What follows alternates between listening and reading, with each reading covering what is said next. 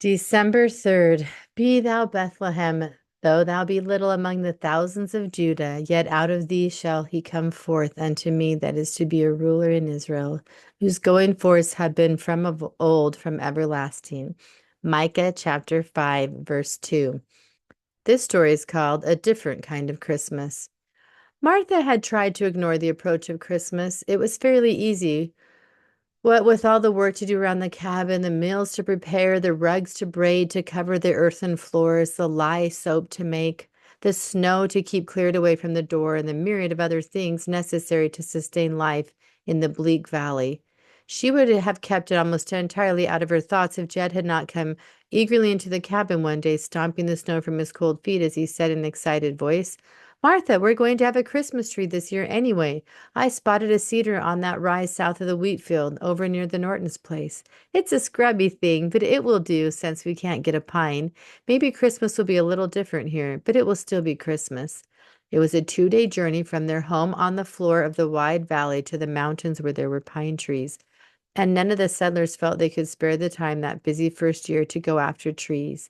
Besides, the snow was too high to do any unnecessary travel. As she shook her head, Martha noticed that Daniel glanced quickly up from the corner where he was playing, patiently tying together some sticks with bits of string left over from the quilt she had tied a few days earlier. She drew Jed away as far as possible from the boy.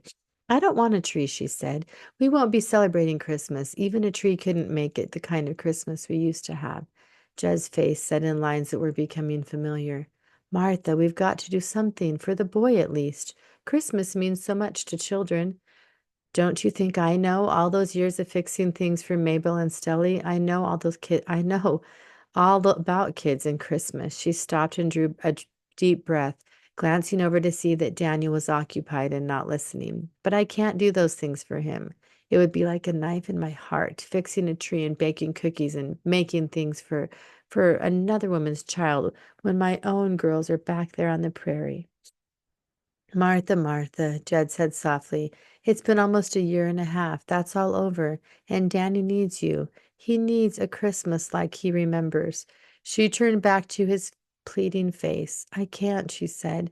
"Besides, what could he remember? He was only a little more than 5 when his own mother died, and I don't think his pa did much last Christmas."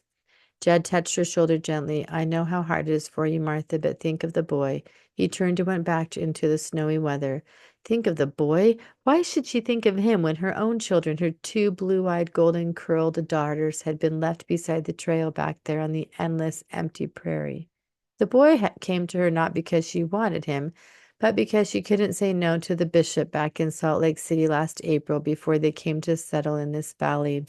Bishop Clay had brought Daniel to her and Jed one day and said, "I want you to care for this lad. His mother died on the trek last summer, and his pa passed away last week. He needs a good home."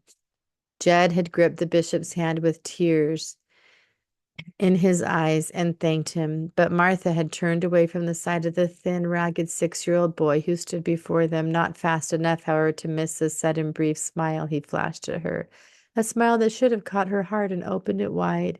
Her heart was closed, though, locked tightly around the memory of her 2 gentle little girls.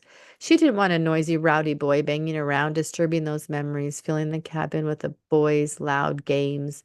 Yet she had taken him because she felt she had no choice. Faced with the bishop's request, more of an order, really, and Jed's obvious joy, she couldn't refuse.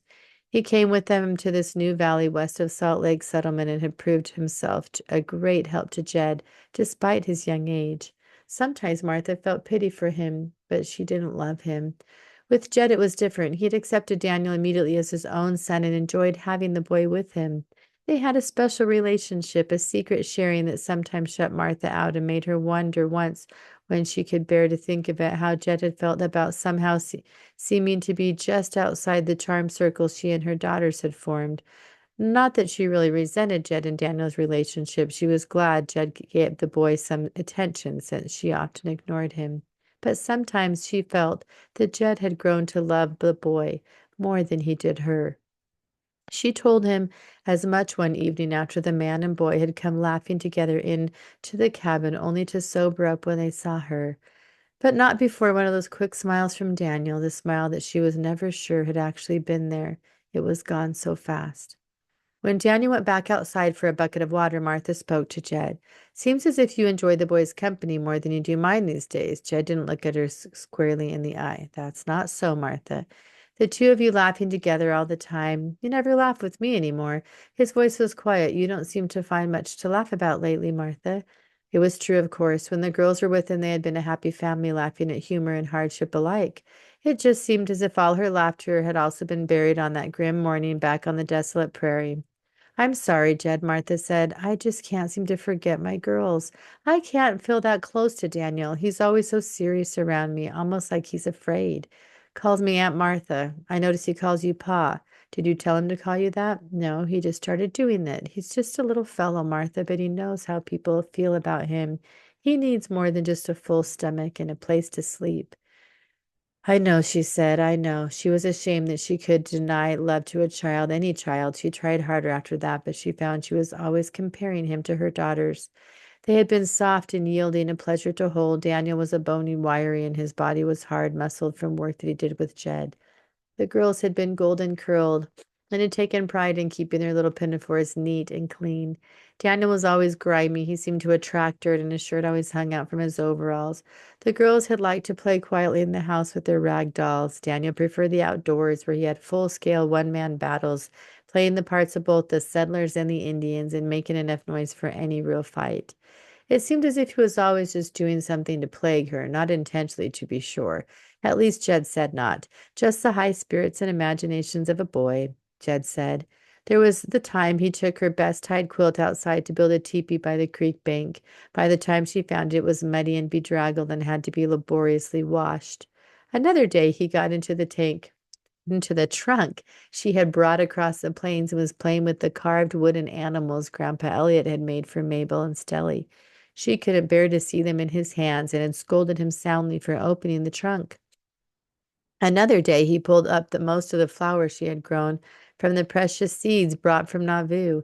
He said he wanted to surprise her by pulling the weeds, but he couldn't tell which were weeds and which were flowers. He broke precious dishes and tore clothes that could not easily be replaced. And so Martha told Jed that she wanted him to take Daniel back to Salt Lake on his next trip for supplies and give him back to Bishop Clay. Jed looked at her for a long time before he answered, Yes, maybe that would be best for the boy's sake. I'll take him when I go in January. Daniel seemed to sense something because he tried to please her after that and was careful not to annoy her. When winter came and he had to be indoors much of the time, he tried to play quietly, although occasionally the natural inclinations of a boy took over and he had to be reprimanded. Martha wished that Sister Norton had been able to establish the school for the children of the settlers, but she had been unable to get any slates or copybooks and had decided to wait until next fall.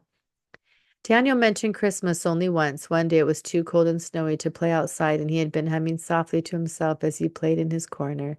Suddenly he looked up at Martha and asked, Can you sing, Aunt Martha? Martha paused and straightened up from the table where she was kneading bread. She used to sing for the girls all the time. No, I can't, Daniel, she said, not any more. My mother used to sing a pretty song at Christmas, he said. I wish I could remember it. He said nothing more, and she did not question him. She didn't want to stir up any further memories of Christmas, since she didn't intend to observe the day. Perhaps he did recall snatches of past Christmases, but certainly he wouldn't remember enough that it would make any difference to him. Martha couldn't help thinking of Christmases past as the day approached. 3 years ago had been the best one before the persecution of the saints in Nauvoo got so bad.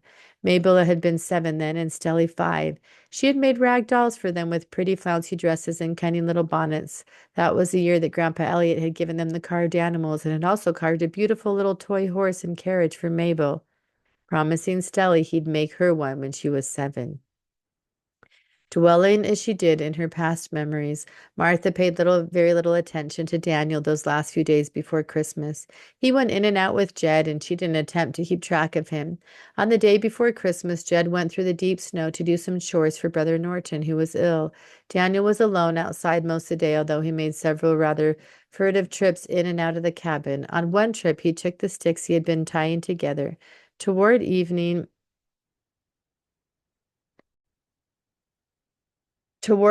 Martha went out to the stable to milk Rosie, and since Jed had not yet returned, as she approached, she saw there was a light inside.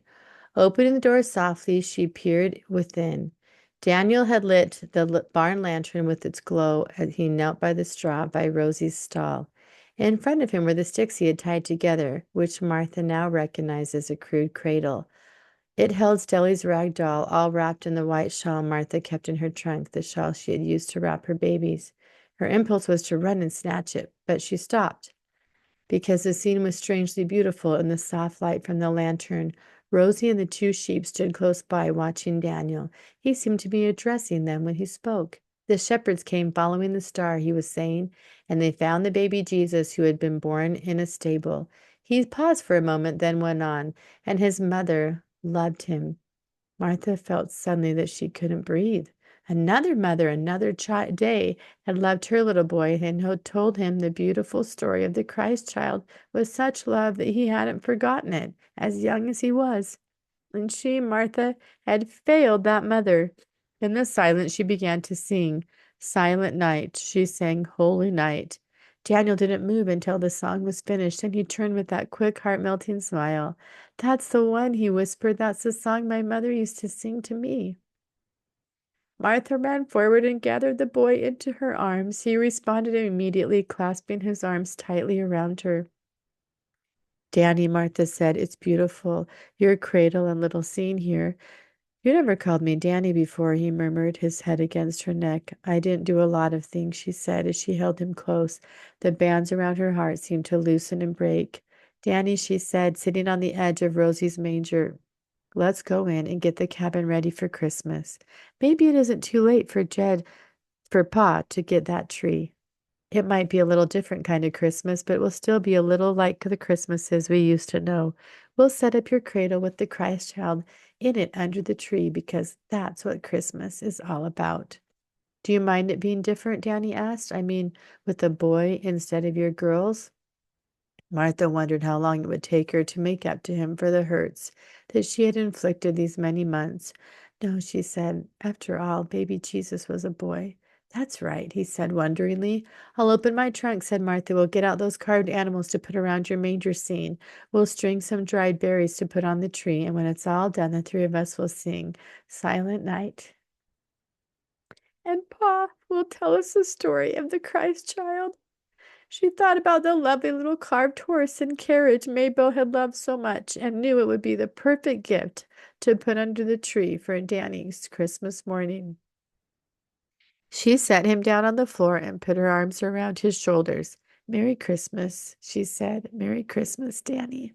He looked up at her with a smile that did not fade away quickly this time, a sweet smile full of the love he had been waiting to give her. Merry Christmas, he said, and softly added, Mother. Most of the time we think of giving as packages wrapped in paper and topped with pretty bows.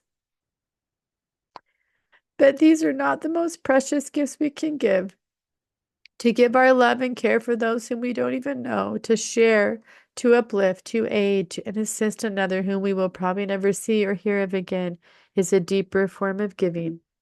Joseph Campbell said, when we quit thinking primarily about ourselves and our own preservation, we undergo a truly heroic transformation of consciousness.